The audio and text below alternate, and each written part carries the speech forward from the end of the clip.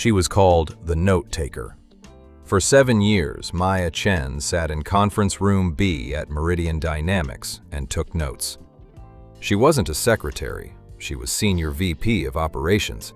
But whenever the founder, Richard Klein, held a strategy meeting, he would look at her and say, "Maya, you mind getting this down? You have such neat handwriting."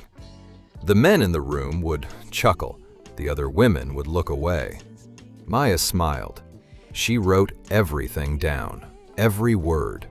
She documented the time Richard took her logistics overhaul, the one that saved the company $4.2 million in freight costs, and presented it to the board as his own weekend insight. She documented the Christmas party in 2023 when he told the VP of sales that Maya was brilliant, but not leadership material, too emotional. Great support player. She documented the promotion list. 3 men promoted. All 3 had fewer years, smaller portfolios, and worse performance reviews than her. When she asked why, HR told her she needed to work on her executive presence. What they didn't know was that Maya wasn't just taking notes for the meeting. She was building a ledger. Meridian Dynamics was a supply chain software company that had gone public 2 years early on hype and Richard's TED Talk charisma. Underneath, it was rotting. Maya knew because she ran operations. She saw the churn. She saw the fake retention numbers. She saw Richard directing the finance team to recognize revenue from 3-year contracts up front instead of spreading it, a clear violation of ASC 606. She saw him ordering customer success to mark at-risk clients as green before board meetings. She told him once, privately, "Don't worry your pretty head about accounting, Maya," he had said, patting her shoulder. "Stick to making the trucks run on time." That night, she stopped planning how to get promoted. She started planning how to leave. It took her 18 months, not because she was slow, but because revenge, real corporate revenge, isn't about burning the building down.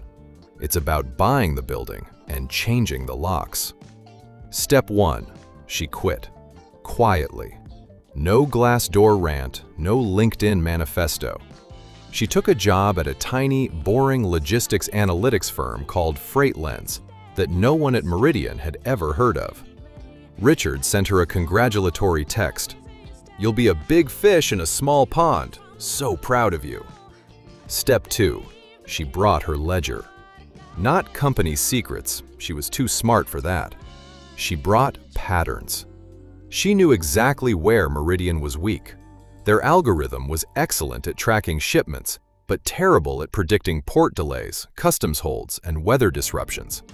That's what clients actually complained about. Meridian's sales team sold magic. Maya knew it was duct tape. At FreightLens, she had 6 engineers and no politics. She built what Meridian should have built, a predictive delay engine. She called it Portents. It didn't just tell you where your container was. It told you it would be stuck in Long Beach for 48 hours because of a labor slowdown and a storm system forming off Baja, and it automatically rerouted your trucking.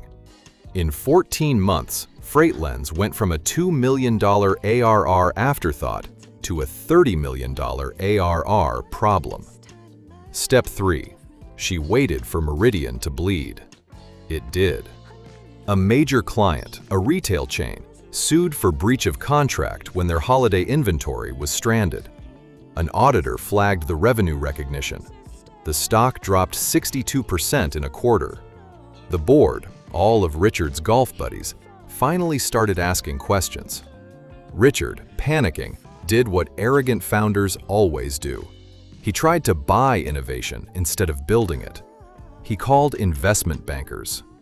"Find me an AI logistics player, something sexy for the earnings call."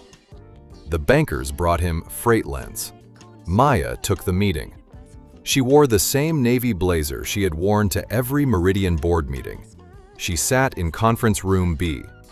Richard walked in, did a double take, and laughed too loud.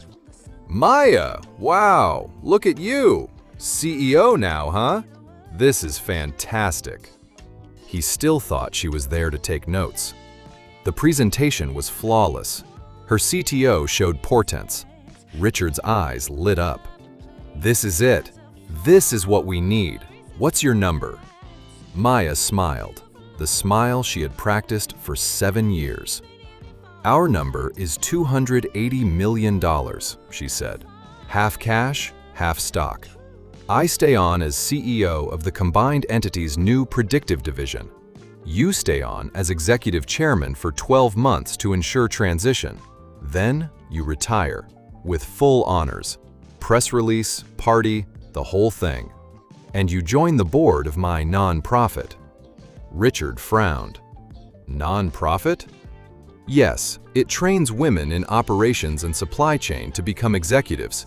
You will be our founding donor. $2 million. The investment bankers stared. It was a low price for what Freightlens was worth, but a high price for Meridian in its current state. Richard was cornered. He needed a win. For the board, for the stock. He signed. The deal closed in 90 days. The press release headline, Meridian Dynamics acquires Freightlens to lead AI revolution. Founder Richard Klein announces planned retirement. At the all-hands, Richard gave a speech about legacy. Maya stood next to him and took notes. Neat handwriting.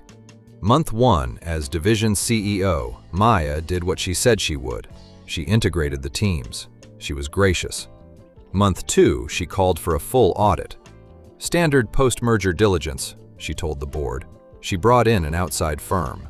The firm found the revenue recognition issues, the inflated retention, the emails where Richard told finance to be creative. She didn't leak it. She didn't have to. She presented it to the board in conference room B with charts, meticulous, neat charts. The board had a fiduciary duty. They placed Richard on immediate leave. The SEC opened an inquiry. His stock package, tied to a clawback clause Maya's lawyers had quietly inserted into the acquisition agreement. Section 8.4, paragraph C, evaporated. Month 4, Richard's office was empty. Maya moved in. She didn't redecorate much. She kept the desk. But she removed the one-way mirror he had installed to watch the floor. And she replaced the whiteboard that said, "Move fast and break things," with a simple framed rule. If you take the notes, you own the meeting. Her first act as interim CEO of Meridian Dynamics was to promote 3 women. One was the customer success manager Richard had once called too quiet. One was the engineer whose idea he had stolen in a meeting. The third was from HR, who had whispered to Maya on her last day at Meridian, "I'm sorry about the promotion. It wasn't right." At the first board meeting she chaired, a young male VP started to ask her to take notes. She looked at him, smiled, and slid the notepad across the table to him. "Would you mind? You have such neat handwriting." He took the notes, and she finally stopped writing someone else's story and started dictating her own.